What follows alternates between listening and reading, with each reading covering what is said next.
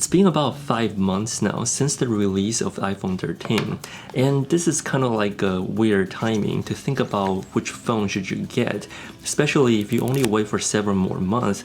The iPhone 14 should be out in about September. So it's kind of like in between where should you get the 13 or just wait for the 14. I've been using the iPhone 13 Pro ever since it came out. The reason why I chose the Pro instead of the Max or the Mini was mainly because the camera specs on the iPhone 13 Pro and the Max are exactly the same. Even though the battery life is still better on the Max, I still like to give the 13 Pro a try. And the battery life on the Mini just doesn't seem to be able to keep up with my workflow throughout the day. Now, switching from the iPhone 12 Pro Max to the iPhone 13 Pro was very different at first, especially when I'm trying to reach throughout the screen. I actually can do that with only one hand. Only one downside really, it's just whenever I'm playing a game, it's just smaller compared to the Max. But other than that, I've been really enjoying the smaller size so far. The camera bump this year on the iPhone 13 is noticeably bigger than the 12. However, it is easier to pick it up compared to the 12 last year, but still, it's kind of annoying. Whenever I'm going out to take photos on my iPhone 13 Pro, I can actually just do that one-handedly instead of like using two hands on my iPhone 12 Pro Max before. The overall handle of the iPhone 13 Pro in the hand while taking photos is more stabilized in my opinion compared to a bigger phone, especially if you're only using one hand to take photos or videos. And the iPhone 13 Pro has 1000 nits to 1200 nits when using HDR,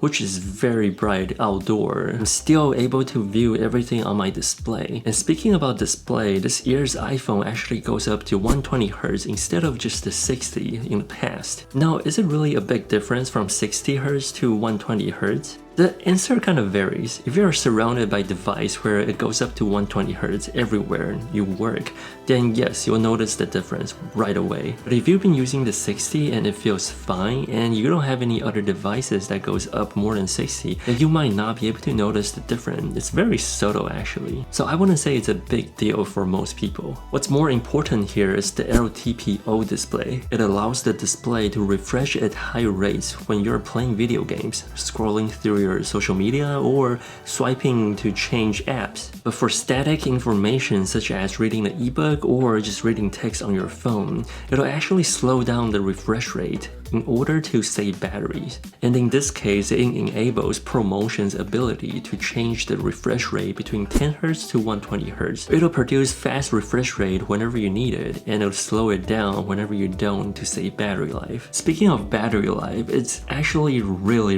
good. Way better than I expected since I downgraded from an iPhone 12 Pro Max. If I use my phone conservatively, I can actually use my phone for up to 2 days without charging at all. And honestly, 5G on my phone hasn't even been a problem for battery life as well. It'll still last me throughout the whole day unless I'm taking a lot of photos or videos, then my battery will probably die at the end of the day. But other than that, it's actually really good. And as of now, the battery health on my iPhone 13 Pro, it's still at 100%, which is not the case last year with my iPhone 12 Pro Max. The battery health was around 98% after about 5 months of usage. The iPhone 13 Pro has 3 cameras at the back of the phone, which pretty much dominates the whole back of the phone.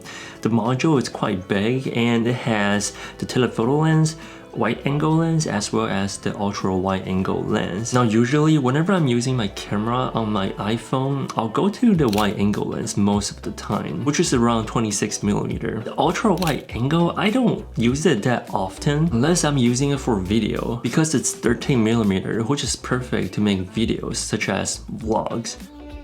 It's also very useful whenever you're in a tight space like this. I can actually have my whole face and the upper body in frame as well as some of the backgrounds, which is perfect for vlogging.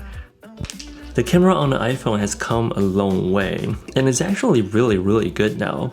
If you hold a subject right in front of it at a comfortable distance, you can actually see the background kind of just blur out very naturally. Being able to shoot macro photos and video is actually very fun and unique, but honestly, it's not something that I'll use on a daily basis. As for the portrait mode, it's actually better, but I still wouldn't use it if I don't have to. And being able to shoot ProRes cameras takes a lot of space on your phone, but the quality in return is just not worth it in my opinion as of now. In my opinion, I much rather have the ability to change basic camera functions like shutter speed or white balance. This way I don't have to rely on third-party apps. All of these will be able to do it inside the native camera app, which Apple will probably add them in the near future, hopefully. But either way, the iPhone 13 Pro's camera, it's really great. It's pretty incredible to see how far smartphone photography has come in the past 5 years alone. I'm using my iPhone to take photos more than ever before. Even though it's nowhere near to replace my mirrorless cameras and lenses, it's still an amazing camera to take photos everywhere with you whenever you don't have the big cameras around. It's just perfect for the everyday life photos that we take. So in about 7 months, Apple will reveal their newest generation of iPhone, and rumor has it that the notch will be gone and the Face ID will change to Touch ID instead. Now personally, I think the notch is well overdue. It hasn't changed any of the design at all on the iPhone ever since the iPhone 11. And honestly, it seems like the notch is kind of like a signature design look on the iPhone now. Whenever you see the notch, you know it's Apple. With that, there's also rumors saying that the iPhone 14 will now have 8 GB of RAMs compared to 6 on the iPhone 13 and the 12. What's more exciting to me personally is that there might not be any more camera bumps, or however they want to make the module different, because right now it's just a little bit too big in my opinion. And rumor has it that the camera will be bumped up to 48 megapixels instead of the 12.